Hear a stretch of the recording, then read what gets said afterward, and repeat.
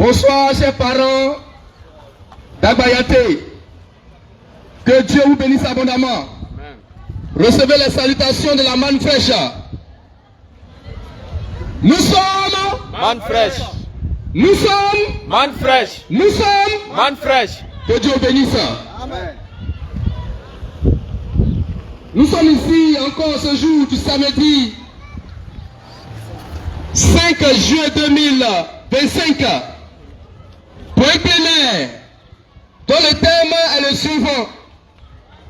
Gédéon de la Tchétchouva contredit les apôtres. On a déjà vu Gédéon de la Tchétchouva qui a contredit Jésus lui-même. Ce soir, on va apporter les preuves que Gédéon de la Tchétchouva contredit les apôtres. Gédéon de la Tchétchouva, le missionnaire, il contredit les apôtres. Il va contre ce que disent les apôtres. Et on a les preuves. Que le nom du Seigneur soit abondamment béni. Amen. On va écouter le missionnaire Gédéon de la Tchétchouva. Et après, on va prêcher la manne fraîche. Frère technicien, vous allez mettre l'élément audio. Et on va écouter Gédéon de la Tchétchouva.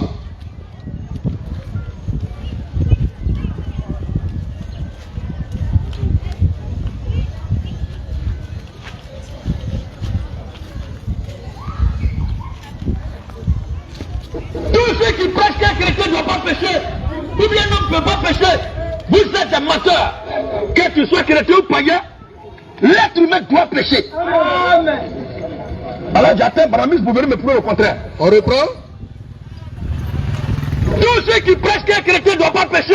Tous ceux qui prêchent qu'un chrétien ne doit pas pécher. Vous êtes un menteur. Ou qu'un homme ne doit pas pécher. L'être humain doit pécher. Ok, merci. Alors j'attends Baramis pour venir me prouver le contraire. Gédéon de la Tchétchouva dit que l'être humain doit pécher. Que tu sois païen ou chrétien, l'être humain doit pécher. C'est la doctrine de Gédéon de la Tchétchouva, le missionnaire. C'est l'homme qui prétend connaître la Bible. Il prétend servir le Seigneur Jésus. Il dit que tu sois païen ou chrétien, l'être humain doit pécher. C'est une obligation de pécher. Il ne dit pas l'être humain peut pécher. Il dit l'être humain doit pécher. Le chrétien aussi doit pécher. Frère, cette déclaration est anti-Christ. Cette déclaration ne vient pas de Christ. Amen. Mais quelle différence y a-t-il entre le païen et le chrétien? Si le chrétien doit pécher comme le païen, frère, Gédéon de la Tchétchouva prêche du faux. Il prêche du faux. Un chrétien ne doit pas vivre comme un païen. Non, monsieur. Amen. Mais si le chrétien doit vivre dans le péché, il doit patauger dans le péché. Quelle différence y a-t-il entre le chrétien et le païen? Frère, que Gédéon de la Tchétchouva nous répondre. Si le chrétien doit vivre comme le païen, quelle différence y a-t-il entre le chrétien et le païen? Si après avoir connu Christ, si étant en Christ, on doit vivre encore dans le péché, quel est notre avantage à être en Christ? Quel est notre avantage à être en Christ? Frère, nous sommes là ce soir pour dénoncer un faux homme de Dieu, un faux missionnaire. Il se nomme Gédéon de la Tchétchouva. D'après lui, tous les pasteurs sont faux. Il est le seul vrai pasteur. Mais lui-même, quand on l'écoute bien, avec les oreilles spirituelles, avec un peu de Saint-Esprit, on voit que c'est un faussaire. C'est un ouvrier d'iniquité. Frère, Gédéon n'a rien d'un véritable homme de Dieu. Rien. Mais il a tout d'un faux. Un faux et un faux. Nous sommes là pour vous montrer qui contredit les apôtres. On va donc prendre les écrits des apôtres ce soir. Et on va voir si les apôtres nous encouragent au péché ou bien nous encouragent à la sanctification. Nous allons prendre le premier verset. 1 Pierre 2, verset 9. Que nous lisons. 1 Pierre 2, verset 9. Oui. Vous au contraire, Vous au contraire, vous êtes une race élue, vous êtes une race élue. un sacerdoce royal. Il parle de qui? Il parle de ceux qui sont convertis à Christ. De ceux qui sont en Christ. Il dit vous au contraire, vous êtes une race élue. Un sacerdoce royal. Un sacerdoce royal. Une nation sainte. Amen. Amen. Une nation sainte.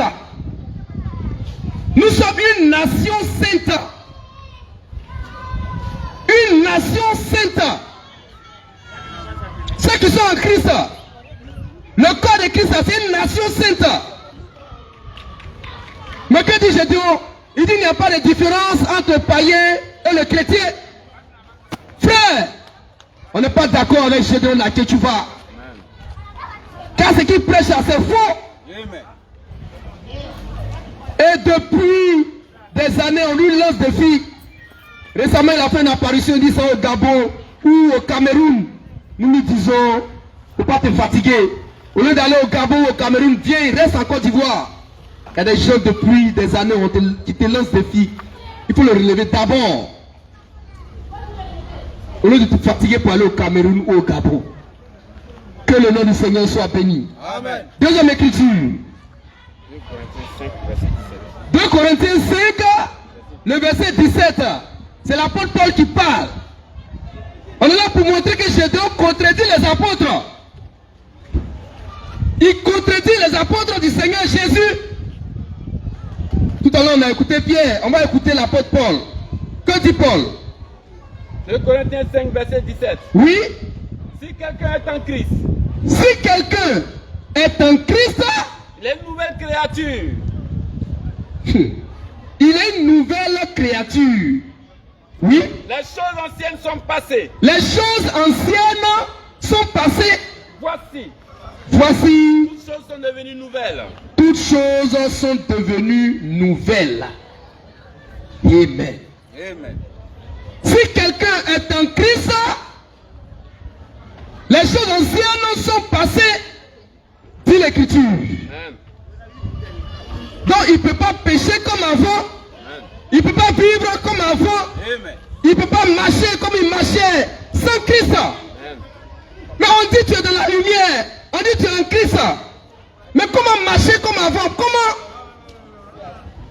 Frère, si quelqu'un est en Christ, il est une nouvelle créature. Les choses anciennes sont passées. Et les choses anciennes, c'est le péché. Amen. Les choses anciennes, c'est l'adultère, c'est la fornication, c'est le mensonge, c'est le viol. Ce sont les calomnies, les critiques. Tout cela s'est passé. Il est une nouvelle créature. Voici, toutes choses sont devenues nouvelles. Il marche en nouveauté de vie. Et c'est ce que nous enseigne l'Écriture. Mais Gédéon de laquelle tu vas, un apôtre de Satan, un ouvrier d'iniquité, déguisé en ouvrier de Christ, il dit tout homme doit pécher. Que tu sois païen ou chrétien, tu dois pécher. Parce que lui n'arrive pas à surmonter le péché. Parce que lui il est vaincu par le péché. Donc tout le monde doit pécher. Qui t'a dit ça? Frère, il est écrit dans l'Écriture, Jésus est apparu pour ôter les péchés. Jésus est apparu pour ôter les péchés. Et il n'y a plus en lui de péché. Si Jésus a effectivement ôté les péchés, pourquoi tu es encore vaincu par le péché? Pourquoi, chrétien, tu es encore vaincu par le péché? Si Christ est réellement en toi, si Christ a tabernaclé en toi réellement, pourquoi tu es encore vaincu par le péché? Frères, écoutez la manne fraîche. Amen. La parole de vie aujourd'hui qui t'encourage, qui t'exhorte, qui te montre en position en Christ en te disant que tu n'es pas un pécheur, mais tu es un saint. Amen. Un saint. Amen. Fuyez ces hommes de Dieu qui vous racontent matin, midi, soir, vous êtes des pécheurs, fuyez-les. Dieu ne les a pas appelés. Amen. Pour eux sur la terre, il n'y a pas d'homme juste. Sur la terre, il n'y a pas de saint. Qui t'a dit ça? Sur la terre, il y a bel et bien des saints. Il y a bel et bien des justes. Amen. Que le nom du Seigneur soit abondamment béni. Amen. Que Dieu soit abondamment béni. Amen. On va lire le passage phare de Gédéon.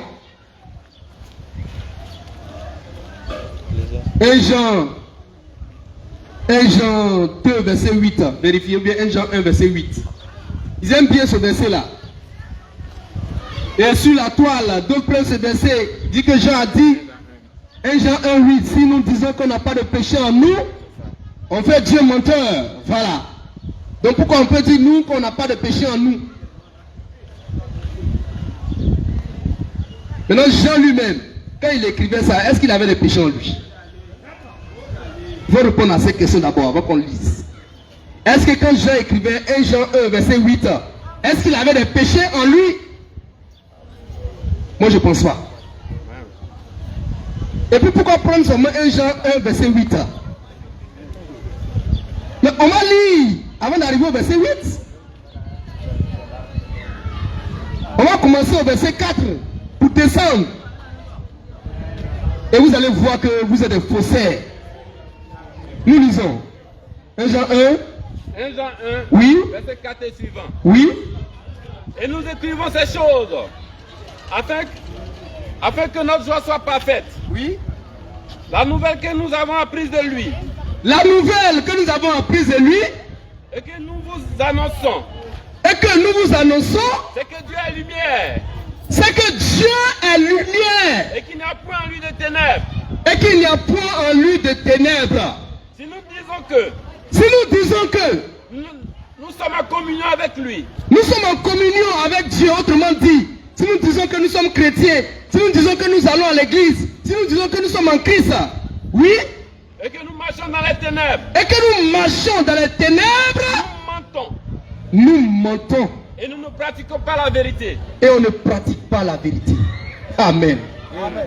Dites aux gens, ça c'est 1 Jean combien? 1 Jean 1, verset 6. Verset 6.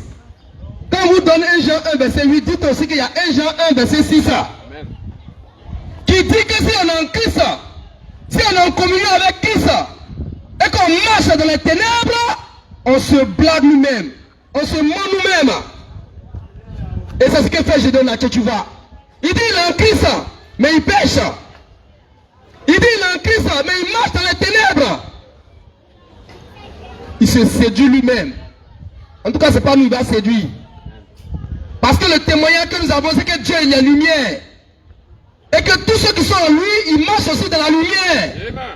Le témoignage qu'on a de lui, c'est que Dieu est saint. Et que tous ceux qui marchent avec Dieu, ils sont aussi saints. Amen. Le témoignage qu'on a de lui, c'est que Dieu, il est juste. Tous ceux qui sont en lui sont aussi justes. Amen. Sinon, ce sont des bâtards. Amen. Dieu, il est saint. Tous ceux qui marchent avec lui sont saints. Alors, mais quel est ce Dieu-là? Il est saint. Et puis tous ceux qui sont en lui sont des pécheurs. Vous êtes malades. Vous parlez de quoi? Dieu, il est saint, il est infiniment saint. Vous qui marchez avec lui, vous êtes des pécheurs. Vous qui êtes en lui, vous êtes des pécheurs. Mais comment vous faites ça? C'est pas qu'à l'alchimie. Verset 7, frère. Verset 7.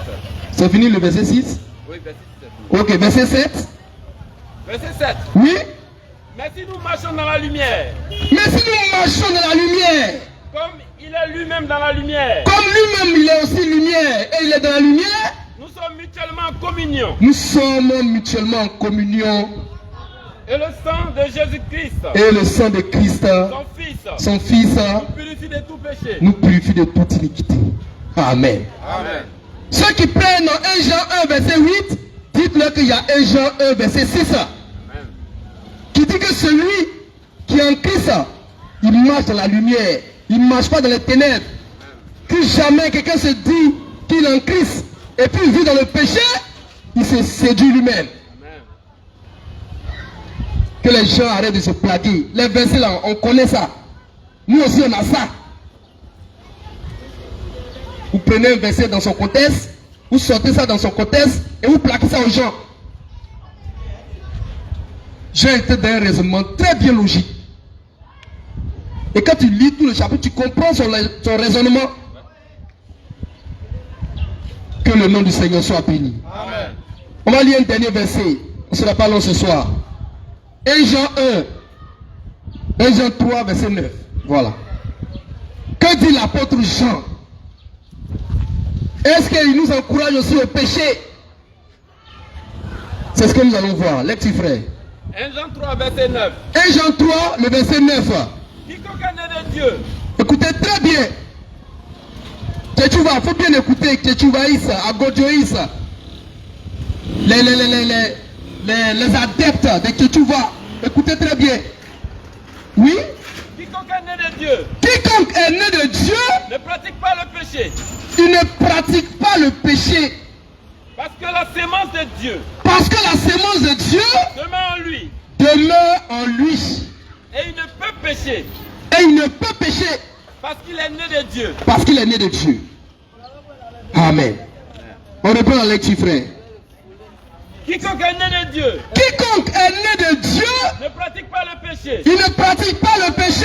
Parce que la sémence de Dieu demeure en lui. Parce que la sémence de Dieu demeure en lui. Et il ne peut pécher. Et il ne peut pécher. Parce qu'il est né de Dieu. Parce qu'il est né de Dieu. Donc, si tu pêches encore, ça veut dire que tu n'es pas encore né de Dieu. Amen. Sinon, ceux qui sont nés de Dieu, nous qui sommes nés de Dieu, on ne pêche pas. Ceux qui pêchent, ils ne sont pas nés de Dieu. 1 Jean 3, verset 9 est clair. Celui qui est né de Dieu, il ne pêche pas. Il ne pratique pas le péché. Il ne peut même pas pécher. De telles écritures sont dans la Bible. Mais Tchétchouva, il laisse ça, il prend Ecclésiaste 7, verset 20. Il prend 1 Jean 1, verset 8.